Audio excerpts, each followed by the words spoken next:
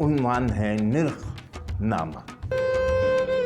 मोहतरमा काफ़ी डिस्काउंट दिया है आपको, मगर माह रमज़ान में तो आपको थोड़ा रिलीफ देना चाहिए था। हम आपके पुराने कस्टमर हैं।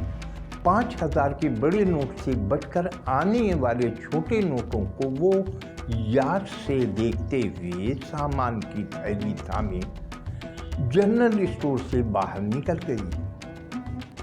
तभी हाँफता काँपता मुलाजिम दुकान में दाखिल हुआ। सर जी, पुलिस पकड़ धकड़ में लगी है, रेट लिस्ट चेक कर रही है, अब इधर ही दुकानों पर छापा मारने आ रही है। तो फिर मेरा मुंह क्या देखता है, जा जल्दी रेट लिस्ट बदल।